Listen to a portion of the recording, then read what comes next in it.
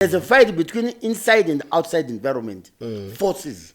So to balance those things, work hard, cover all family needs, then the extra, take it where your passion is.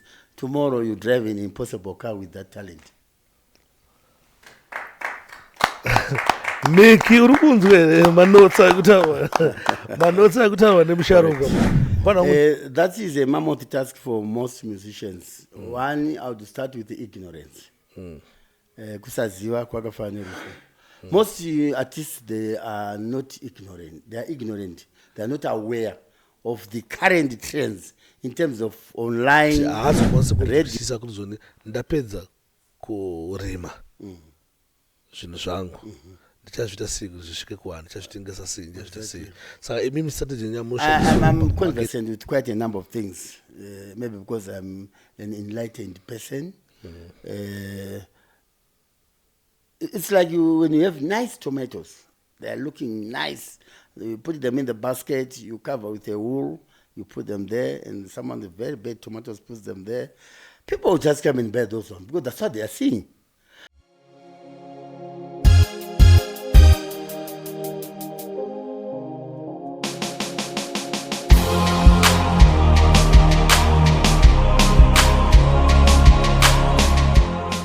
Hello people, and welcome back again. But dialogue with DJ Sparks Mzona Nas, the gifted one, Biggaz Wakapiwa. Yes. Saka nasi guys, Biggaz Wakapiwa, vane mangoma avainawo brand new zvakati mumbonzwe then chakurukura nawo tinzwe kuti wakatanga kuimba rini zvizvi kuitika music industry uyezve beside music ndezvipi zvimwe zvavari kuita saka tichanga tichikurukura nawo muzora nhasi but ndowanzoda kuti nditange manzwa music yacho then tozokurukura later saka apa ndichangowapa mukana nekwakurukotedza muchirongwa then obva ngozvipa ka short introduction tobva tatoti ngoma tozotaura zvakawanda asi matombonzwa ngoma saka Mdara wagwan. Yes, ndetwa Biggaz Wakapiwa. Mwaneza watu waba Mtoko because I'm based in Mtoko. All right. But I started the music in Chitungwiza. All right. Then I migrated to Mtoko where I'm running a private school. All right. All right. As the director there. It's a secondary private school. All right. Which is actually moving and shaking. All right. Yes, but I'm into music. Man.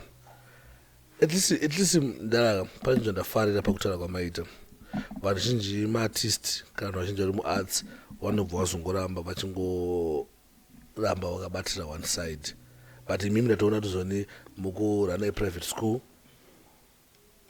sure uyezve mukuita music. Yes. Saka zvose zvokwanisa kubalanzana zvichimbofandawo ichi chifandawo ichi chiona ichienda mberi. Yes. Alright. Mdaraka asati titange kukurukura stereki satambonzwa music vanofana kuti vagara vanakirwa. Okay. Vanofana kugara vanakirwa. Saka Sheriff ndipo big tune iriya ukuriziya.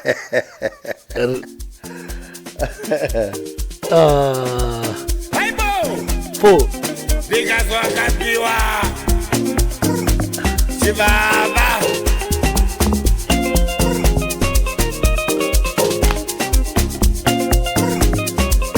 Oh. Vechidigo oye. Po. Atikura sei. Tinokuzive murimo. Ndekenywaka.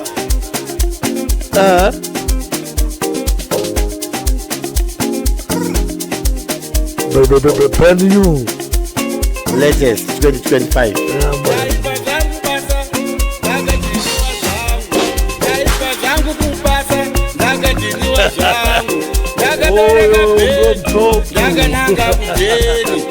Pulo. Haibo. Biggaz Wakapiwa. Chibaba.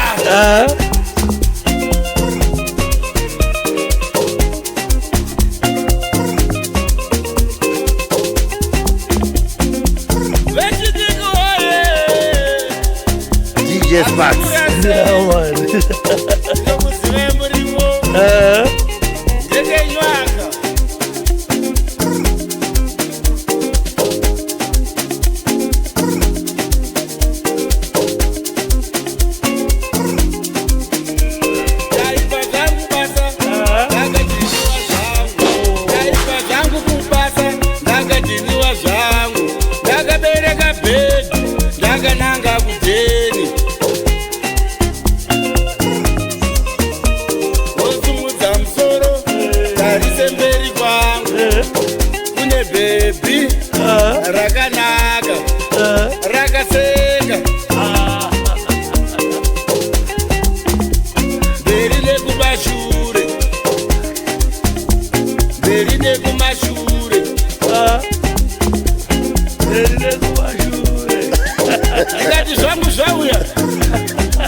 Ndombozani kwenu.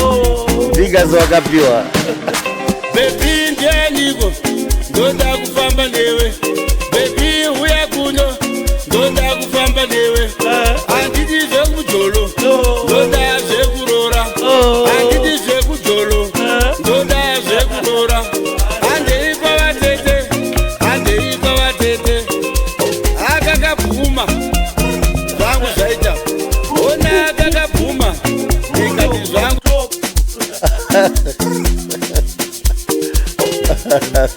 Aibo!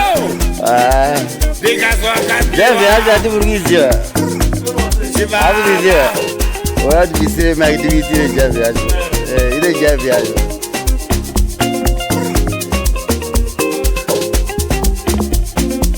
Vechitiko oye. Atikura sei. Ndinokuzive murimo. Ndekenywaka.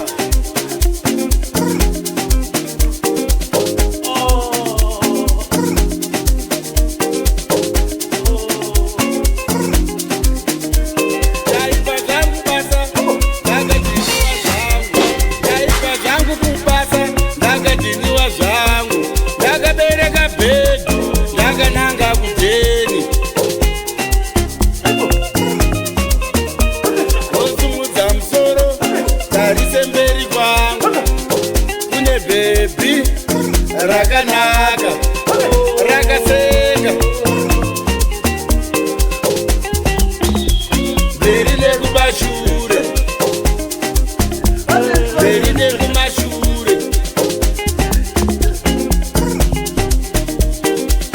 Ndikati zvangu zvauya, ndombozani kwenu.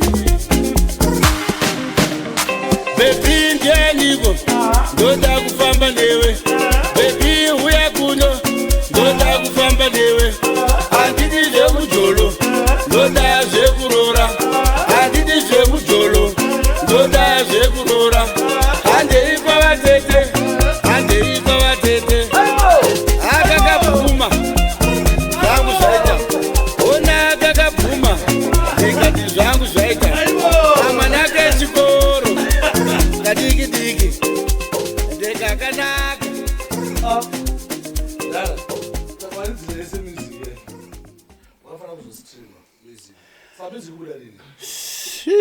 Pane basa. Music ndida kubudisa ndandi kufunza zvikafamba zvakanaka. Ndakuti album launch. In Butoko. That's where my roots are. That's where my supporters, mainly from the beginning. Now we want it to explode the whole Zimbabwe and the whole world. That there's a musician by the name Biggaz Wakapiwa, who is based in Butoko. The gifted one. Yes, sir. Yes, sir. Yes, sir, man. Right, sabna kumufuna kulonjera papi. I'm still yet to do the logistics. All right. Now I'm in the studio. I need to produce my videos All right. to support what I'm singing so that it becomes tangible. People relate to the music by seeing. Saka, it is important that musicians must embrace videos and their music so that people will have something to lure them. You know, it becomes more concrete when a person is seeing, this is DJ Sparks, this is Biggaz. You know, music is abstract. It's a mindset, but when you see someone in action, you never forget it and you like it. Dara Biggaz. Yes, Baba. Unayatsona kuti pane wisdom iripo, but still mdara chimbotipa futi kamwe. Tingofilise vanhu vaziye kuti zvikuya ama1. Saka apa pane ma-tracks mangani? Adine 11 tracks. 11 tracks. Ine kambira ndini. I-trade. Gushungu. Gushungu. Ndongo kabata chini. Takabata 32.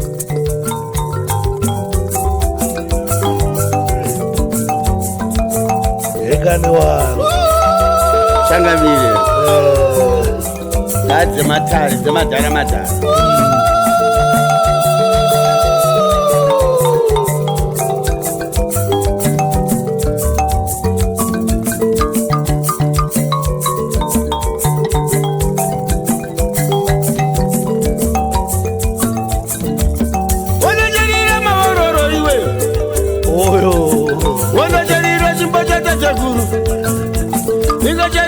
chimba chematare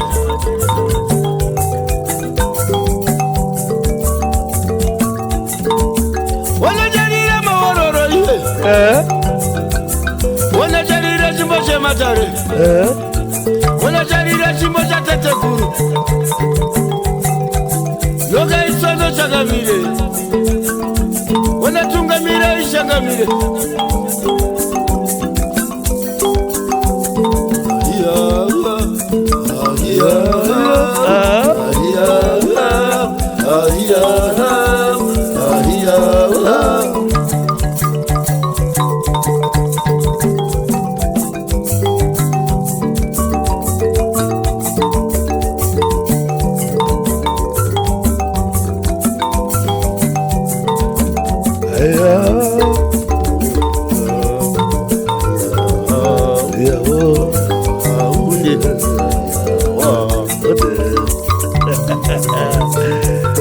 Biggaz. Yes, I.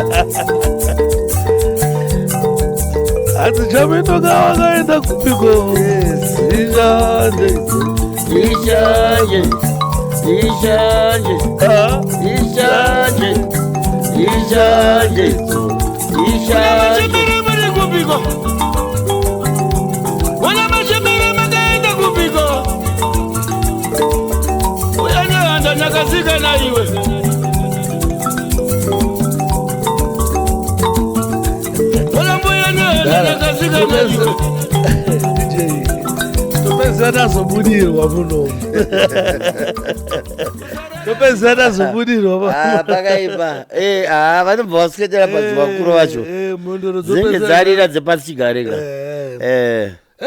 Saka song inspiration yakabva kumuchicheka kuti mugadzire song yakadai mudaro. Inini actually I'm a traditional musician who is a prolific mbira player alongside Mr. Gushungo. Mr. Gushungo is the guy who inspires me. Right. Since 2013 when I started music. Right. I grew up in the roots in Chitazwe, Mbira. and until takatanga kusvika zvekuimitating dzimara ndapinda muno, then I met this guy Gushungo, and yes, his end is just something else. Alright, but Mimi, are you someone that is spiritual? Spirituality ni Mimi level cheka mina say mulungu anonzwa ere mulungu anobelieve zvipi? Inini spiritually ndinera mbizi. Alright. Kudzinza kweda hakuna murume anosvikirwa. Kunosvikirwa na nyemba vakadzi chete. Ukaona murume wetemba anoti anosvikirwa kunyepa. Story wetemba. Akatenga chikwambo. Tembo chaiye mbizi kana pane ane nharo andi challenge. Hakuna. Vakadzi ndio vanosvikirwa. Nomudzinza medu. Wese anonzi Samaita Mutasa. Ndo ana manjenjenjeka. Chishongo. Ndosaka vachitinetsa mastreets. Ndo anosvikirwa. Ndo mhondo dzinogara ipapo pavari kwete varume. Isusu tinobatwa neuvhimi. Tiri vashavi vakuru. Tisamagwinya mbira. Ari pronounced muno muZimbabwe anozikanwa. Chiota ndo kunoridzwa mbira yemuZimbabwe kwachiota ndo kwatinobva. Saka zvembira isina DNA semaira mbizi ana tembo. Alright, I think that there's something kuti ana tembo vakadzi ndo vanobudayo ndasingazvisiye. Ndo vanosvikirwa chete. Utakatona mazviti ndiri tembo achibuda mudzimu anenge achibhaiza. Isaid mubva ndiripo akaberekwa namai achipinda mushamba natembo ongonzi tembo. Anogona kudaro. Kwete dhongi chairera toziva rino iri. Haiwa hakuna zvakadaro. Arisvikirwa. Vana tete ndo vanenge vachisvikirwa nemadzimu emumusha. Alright. Idzo homwe. Alright. Yes. Alright. Saka tasawa ne one song tozveplaya napekupesira ndenge tombotanga tambokurukura timbonzwe zvakanyanya pana mukuru. Saka mukuru chii chakakuinspire kuti mutange music? Inini ndakangokura ndoridza ngoma yejiti. Muchanzwa pasongo rikutera. Zvekutodaro. Zvokuridza izvo. Ngoma dzoridzwa kufara kubhora kweyo ndikasvika ikoko vese vanogara pasi. Ndorova ngoma yejiti. Saka takakura chingozviita ndembira edzo dzidzi ndorova kungodava ndisina mbira nhasi dai tatodzirova. But vanoona malive shows angu vanondova ndichidzidza mbira nakushungu. Then tinazi Mr. Zemba of the Sata Zemba mbira kuru. Kwamureva. It's part of our outfit. Saka nyaya ingoripo ndeyekuti ndakakurira mumazviri but ndakazotraina kucollege Belvedere kuti aticha at secondary level after my O-level. But ndaida kuita mupurisa. But by that time I could not locate kuti Morris Depot iri kupi.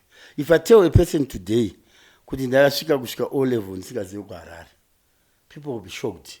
But that's very normal.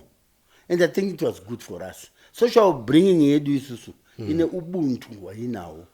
Vandu kuona usisina the new generation self-centeredness and the focus on their own business. Munotorwa namapendekete muchipesana akuti maskati, akuti makadiba bakana sekuru. That's what we are crying for. Kuti where are we living this generation? Where is it going? Satoda kusimba chirovedzera with our cultural, our heritage, netsika nemagariro edu semaZimbabweans. Ndabva kumusha ndakauya ndenda Belvedere kunoita teacher training koko. Then ndapedza training. Ndapinda muno muHarare. The guy who inspired me was Thomas Mafumo. Because I had the background in Mbira. Pandakanzwa Mbira music, I could follow. I'm one of these greatest fanatics. He knows me personally. Alright. Saka ndaifamba na mudararidza boso rwamukanya muchienda mashows kwa aigara usengeza 4. Mudara Evaristo akasa akashaya. Chibamu and Chibamu. Everson Chibamu. He was one of the longest Black Spirit members player. Airiza maboso. Panto ni masongs yaiti kana mukanya vakuimba mwese vainyarara. Iye ndiye atogona kudaira masongs iwayo. So he was actually a great guy. Unfortunately, he passed away.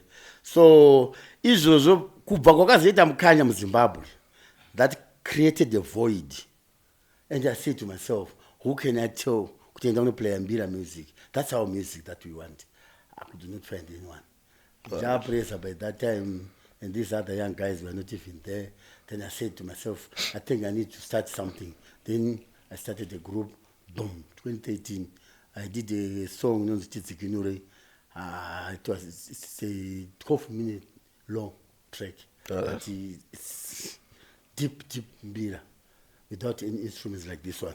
Pane time yatuti mane vanhu muZimbabwe vasingatoda kunzwa guitar kana drum pambira vanda pure satova pa purity in terms of the sound like yabva mukuplaya tinotone certain market niche inongoda music iyo yakadarisana chayakaiswa tozofusa dzimwe nemagitari.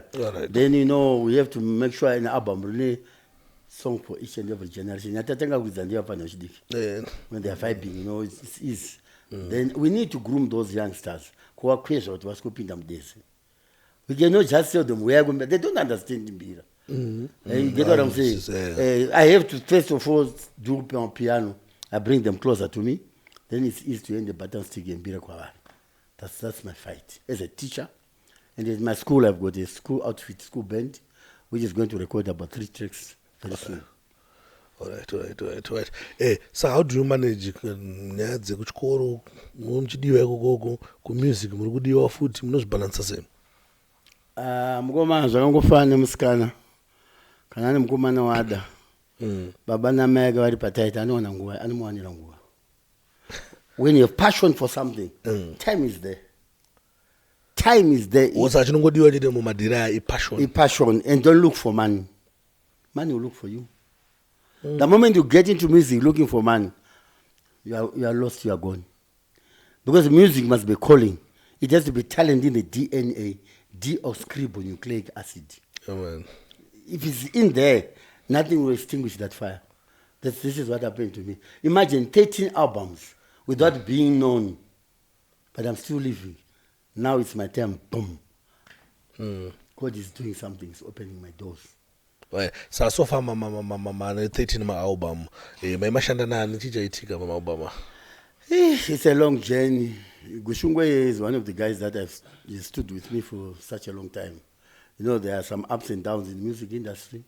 One becomes relatively warm, the other one is a flop, and so on. But endurance, consistency, perseverance, and vision kept me going. Yeah, this is you. Yeah.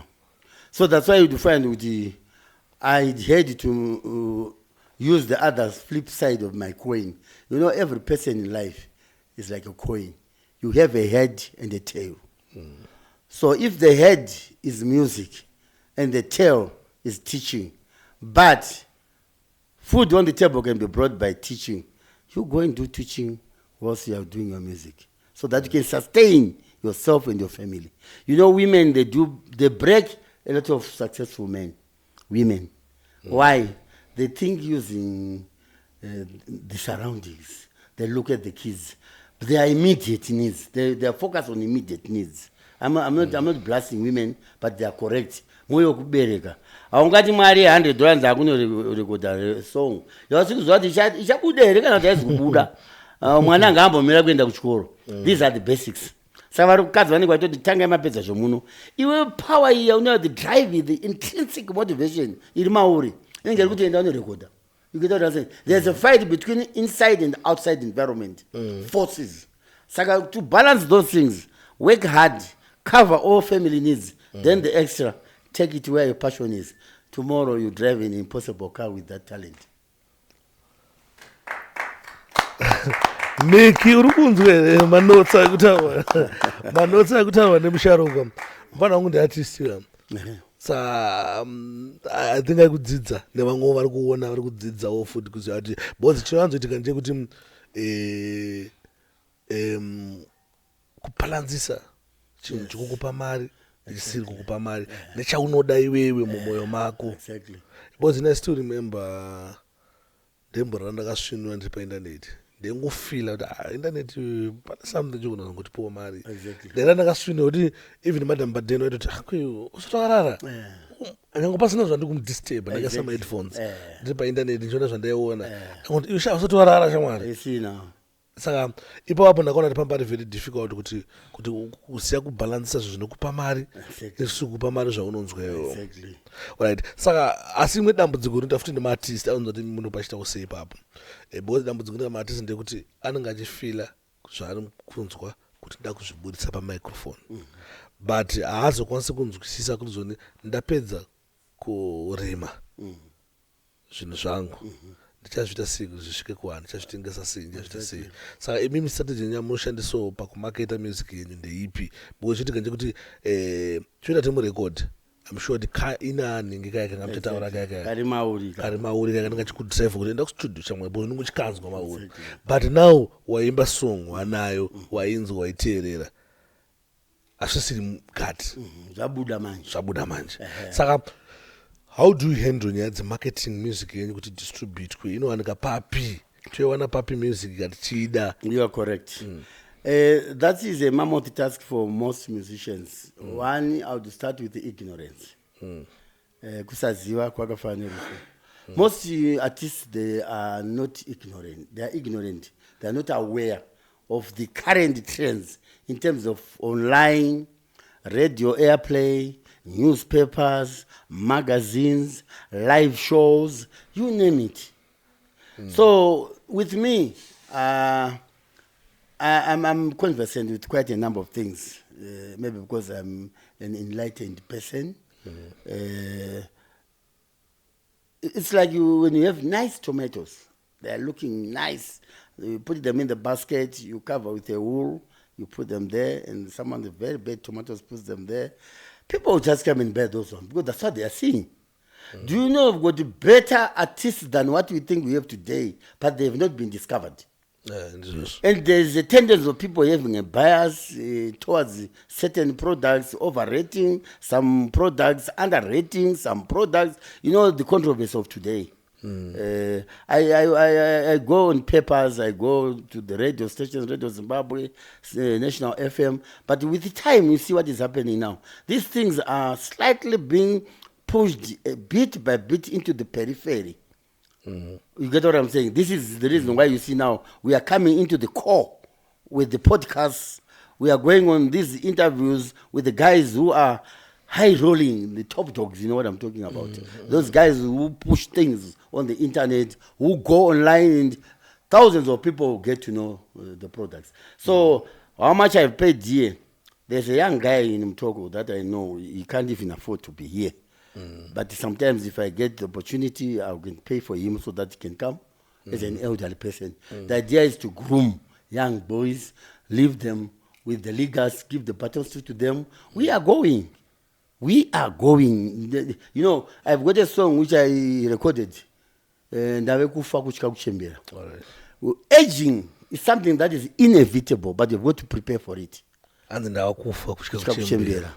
Kuchembera handidi. Ndakabvunza ndikati pana ane mushonga unorapa kuchembera here, ndimupe mombe dzangu dzese kana mandara yangu gotwe rangu randinaro andimisiro nyaya dzekuchembera nokuti ukachembera warusa. Kuchembera mucherechedzo nguva yakareba uri panyika. Kuchembera mucherechedzo uratidza kuti wakunanga kuchuru uchida usingadi. Zvinorwadza apa ndochokwadi chinenge chiripo. Asi musadherere vanhu vachembera mukavaona big A, ma-celebrities. By just getting at 80, being an octogenarian, and a nonagenarian or whatever. Zakaoma, my young generation, you must learn a lot from elderly people in our country. Go there. Just sit down, ask them questions.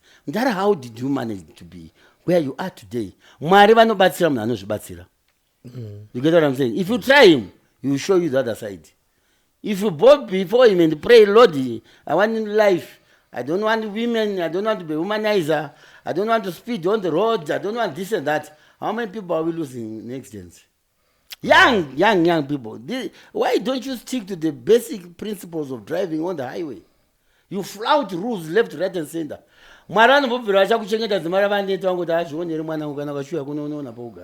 Why? Itai hunu, dzidzai, move dise, kana mukanwa, inwamizwa kuti mangwana ndendiri soba. Iyi nyama iyi, haizi simbi, nine pando gumira. So that's kind of things must be inculcated in our culture. Tichitaurira vana kuvadzidzisa kuti munorarama sei, mhuri inochengetwa sei, mukadzi anomanejwa sei. There are a lot of theories about women worldwide that have been said out by billionaires and millionaires. First of all, be yourself, love yourself more than anyone else, but don't be selfish. You know what I'm saying? Love your mother. She's the one, the greatest gift in this earth for you, and she's the only person who can bless you to have whatever you want. So please respect your mother, kneel down before your mother, pray for your mother, listen to your mother, provide for your mother. If she prays for you, that's the prayer that has been done by God. So love your parents, don't neglect them. The moment she cries, those tears before they dry, a misfortune will have struck you. Contract yangaine mari dzinotyisa negonza tadecide kuidikaita. Why guys? Inyaya yekuti ukumba kumashure spiritual. So these are some of the ways that I can give to these young musicians. Mukatarisa vaimbi vazhinji historically munoti vakasiyana nevakadzi vavo vekutanga, most of them. Why?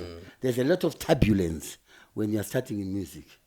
You shoot a lot of blanks before you go on the target. So women, obviously, they calculate the way. And that I cannot stay for this nonsense.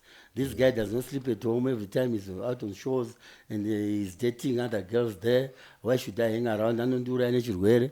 But still, I'm going to be off to me.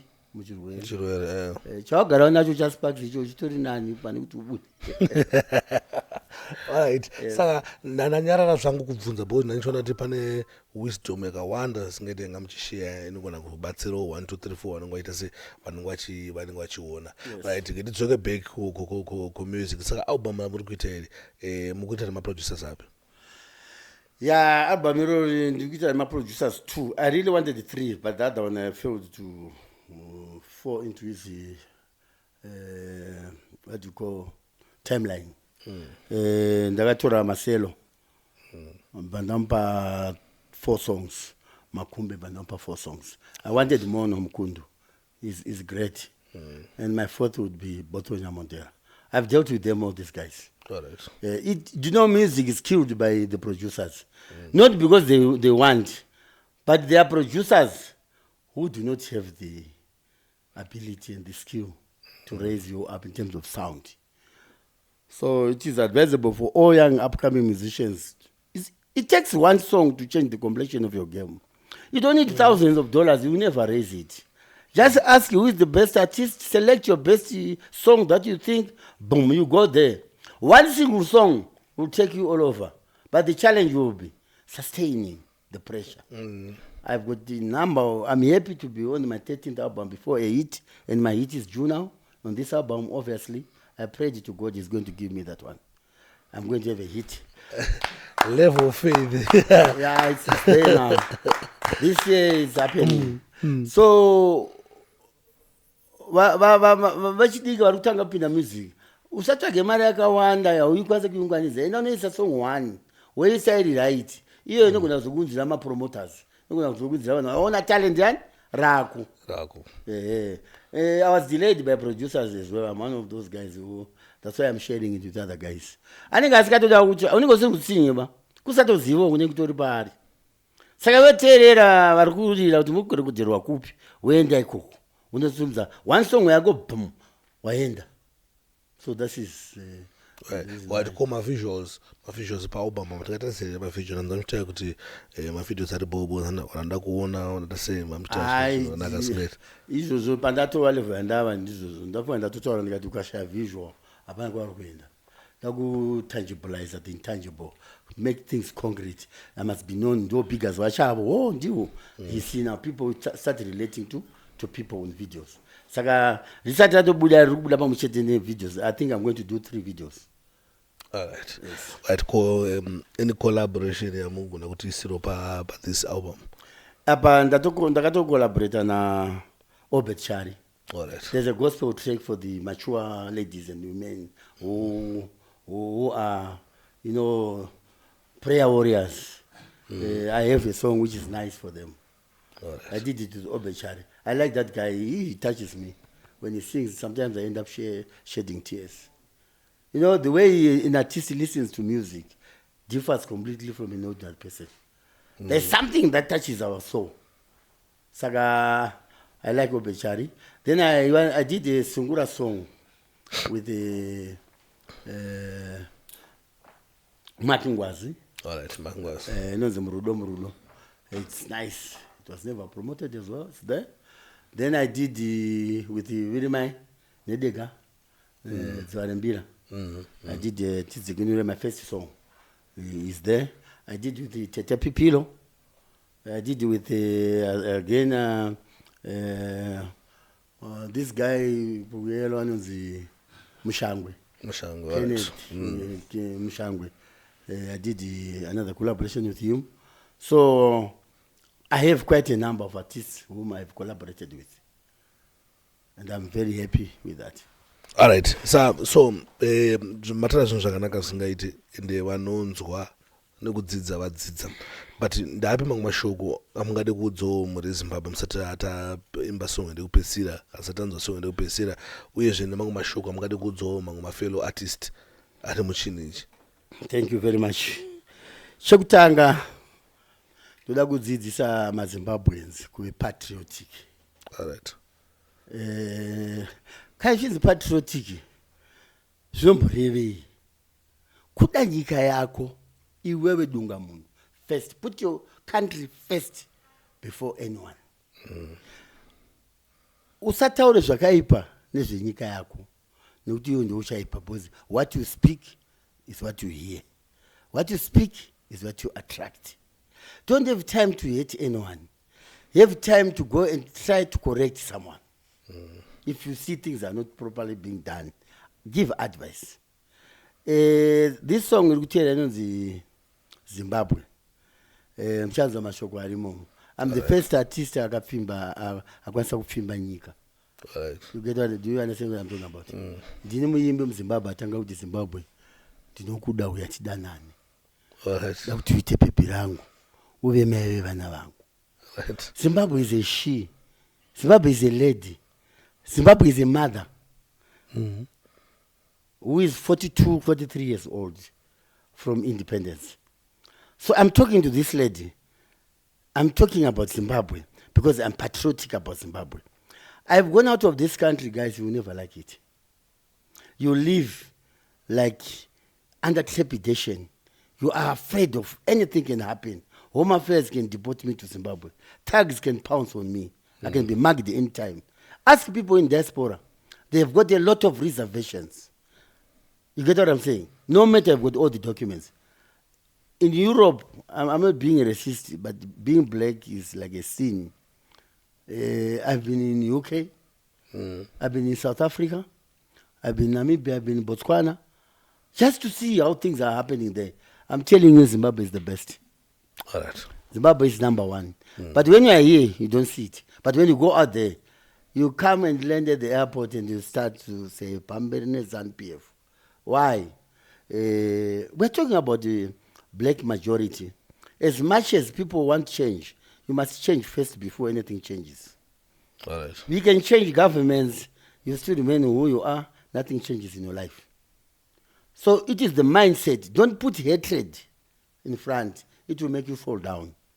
So that's my advice to Zimbabweans. Be patriotic, love your country, love your family, love your mother, love your father and everyone, your relatives. Let's bring that extended family together.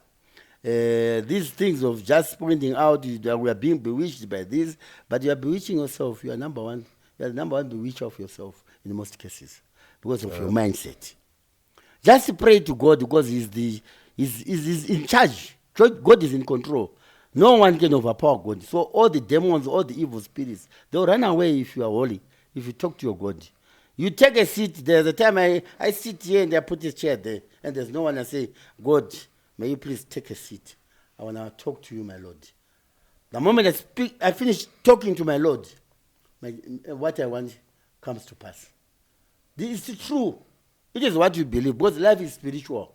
What you see happening would have manifested long back in the spiritual realm. So let's pray for spiritual redemption. We need to be redeemed spiritually. What do we talk about? Let's not talk bad things. Let's talk good. Let's love our country. Let's work hard as Zimbabweans. Find something to do so that you don't blame anyone. So this is my advice. Then to musicians, please do not take drugs. Do not drink. Do not overdrink. You know, it becomes a thorny issue, especially on my part when I look at some mature musicians who are abandoning shows because they are drunk, who are not receiving things because they are drunk. I asked myself, what is in beer drinking? You need to drink with responsibility. You get drunk to a party, you've got a car parked outside there, you want to drive home where your wife and the children are. How do you get there? Guys, just take enough, just to vibe. Know who you are talking to and where you are. Ungave michatero uti wasvika na 10 o'clock. Anzaze kuri uchata watorara wamwakambuka usati zazviitika muchato wapera. Hazvibude. So usually vaimbi vasina other things to do besides kuimba. Kuimba haungoimba every day. Unoimba ma-weekends nechi. Ndo vane time yakawanda yekuwesta vari mumabhawa vachidhakwa. Ndosa uno vanhu vane addiction. Find something to do. Enda unotsvaka pokurima, enda unotsvaka chimwe chokuita, vhura kashopu kuti unoswera uri busy uchiorder zvinhu. Wotonzi takuita maresa uzimanya. The more you keep yourself occupied, the lesser you drink. So ndo advice yandiri kupa kuvaimbi, especially muno muZimbabwe. Vadiki, vakuru, kusvika to which age. And it's like Zimbabwe actually tonight is promoter this kind of people. See, this is what is marketed a lot on these platforms. What are we learning? What are the other young generations learning from this guy? Nothing else. And people clap hands and like, I'm not lambasting anyone, but I'm being factual. Very, very factual. Let's try to do things that can remind our social fiber, the do's and don'ts, by demonstrating, promoting people with better images and good behavior on our internet, so that our kids can have role models. There are guys whom I can name here, whom no child can take as a role model. But that's what they are given. Matomati mashina akavarwa, akaora ndo arutengesa, and people are buying those rotten ones because that's what they are seeing. Why are we promoting people who don't deserve to be promoted? People must be disciplined. Discipline is a core fundamental component that every successful person in life must have. You know, we have got a lot of talented footballers who are languishing in abject poverty because of lack of discipline. Those mediocre students, learners who are disciplined excel to greater heights because of discipline. It's not about being supervised, being beaten. It's about yourself knowing, I will never do this. My principal says I must not do this. I must not have principles in life. If it's a no, it's a no. If it's a yes, it's a yes. With a rationale, there has to be reasoning behind everything that you do in your life. If you don't justify why you're doing it, you're not doing it. You give me a reason why you stopped. Why are you jogging? You give me a reason why you're jogging. Why are you selecting now food? You're becoming wise now. That's wisdom. It comes with the age. So this is what I'm advising to most musicians. They must justify. Why do you go for a show lately? Uruzwati unoridzira kuningiriki kwamtare 4 o'clock zochaya uchiri muno udatanga na 8 o'clock. What is going to happen? You are going to hire a jet on the road. Your car is going to be a jet, and you know the consequences. Crashes are fatal. Plan your things. Go even a day earlier. Or you wake up early in the morning, you drive during the day, you go there and relax there. Don't drink, you're at work. Don't humanize, you're at work. Every woman who comes into your life brings a spirit. And most of them, negative spirit. It brings you down. One wife at home is enough to sustain you. One wife. It's clean. 1. 2 is economical. It saves you a lot of money. And you invest into your future life. You are aging. When you are aging, you need to be accountable tomorrow. Without a seguro,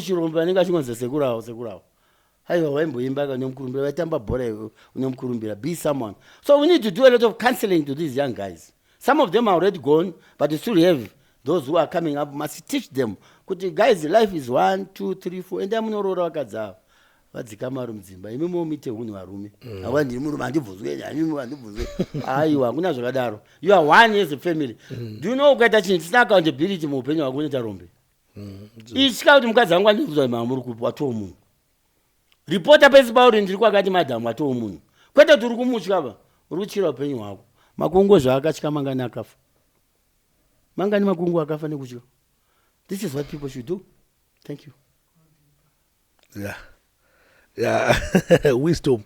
Then I had to play last song. I think that of an invite one censored ombotidzidzisa zvinhu zvakati wandei. Takagara pasi tine maquestions akawanda. We have a lot to learn from makuru wani. Ndatozviona ipapa kazhinji kacho ndinowanzokula down kana vakuru vachitaura ndichinyadaya so but but ngande nacho simuzi kachifambe nacho.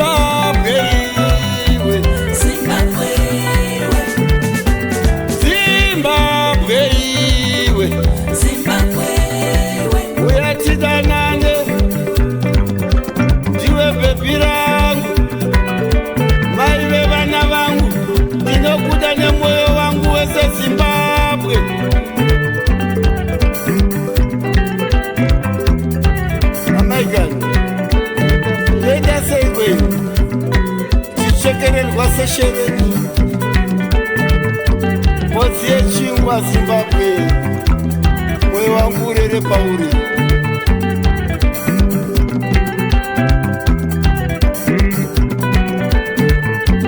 Zimbabwe gani, Zimbabwe we, Zimbabwe we, Zimbabwe we.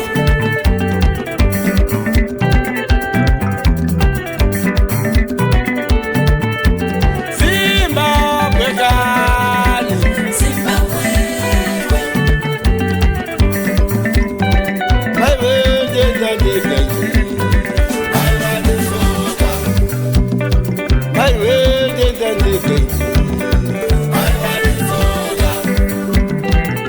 Demand perekesi. God bless you, Ganema. Equal perekesi.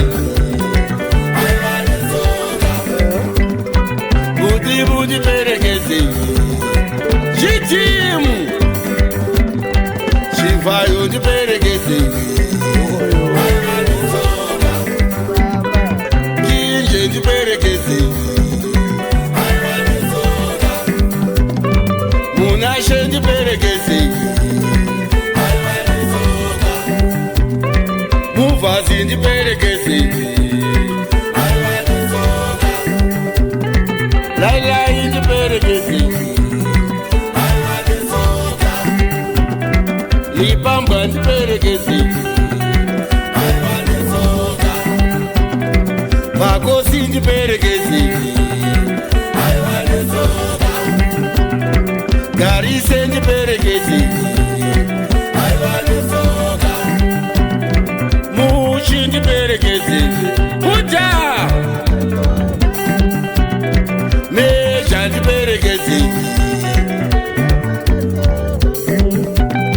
Bishop di perekesi. Mawindi di perekesi.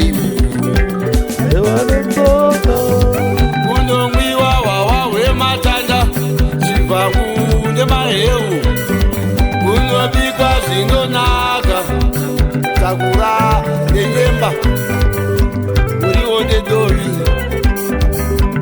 Madora. Matemba. Kangaitiwa nemadzimai mudzimba umu. Kunobikwa zvinonaka. Takura nenyemba. Muriwo werepu. Wakasangana nenyama. Haifirizi. Inonzi haifirizi. Tiri paZimbabwe nekasadza katete nemabheji matete.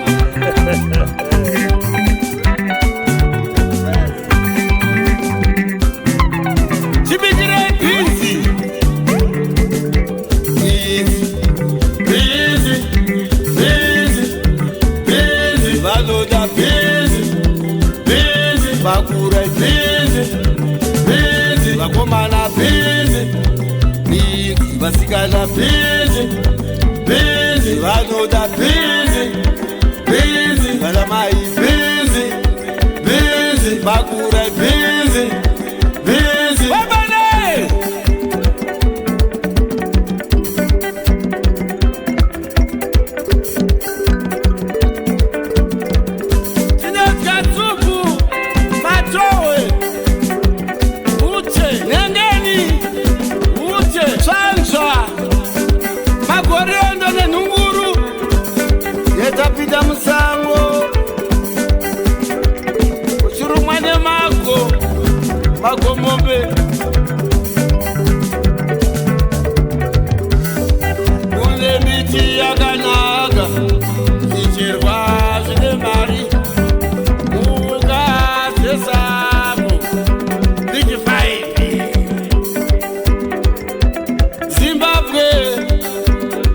You are my love, my mother country. I'll die here and get buried in Zimbabwe.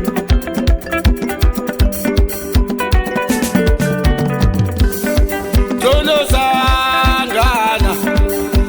sangana ku Zimbabwe. Tungamira tono sangana. Ambaye. Tungamira tono sangana. Ambaye tono sangana ku Zimbabwe. Tungamira tono sangana. Ambaye tono sangana ku Zimbabwe. Tungamira tono sangana. Tono sangana ku Zimbabwe. Tungamira tono sangana. Chino chinoyevedza kune varume vakasimba vanofitwa nemasvutu. Another my gentleman. Famba naye executive.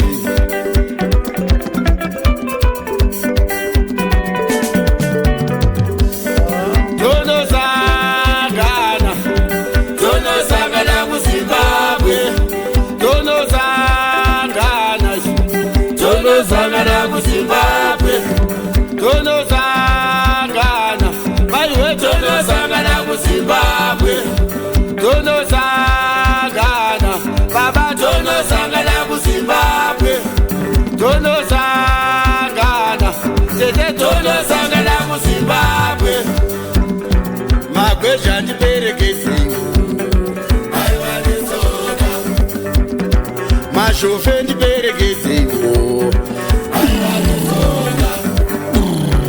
Waptare ndenda dekai, aiwa ndetsoka.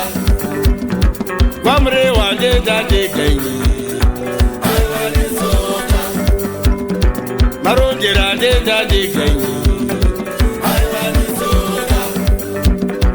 Pachivu ndenda dekai, aiwa ndetsoka. Gandami ndenda dekai. Pauzumba ndenda degai, aiwa ndetsoka. Pakotwa ndenda degai, aiwa ndetsoka. Parare ndenda degai, aiwa ndetsoka. Chitungwiza ndenda degai, aiwa ndetsoka. Pamtoko ndenda degai, aiwa ndetsoka. Pinjura ndenda degai, aiwa ndetsoka. Darweni ndenda degai, aiwa ndetsoka. Chiweshe ndenda degai, aiwa ndetsoka. Oh, masvingo ndenda degai, aiwa ndetsoka. Mapfuma ndenda degai, aiwa ndetsoka. Vichirisi ndenda degai, aiwa ndetsoka. Shesheshe ndenda degai, aiwa ndetsoka. Zimbabwe yakakura kudaro, aiwa ndetsoka.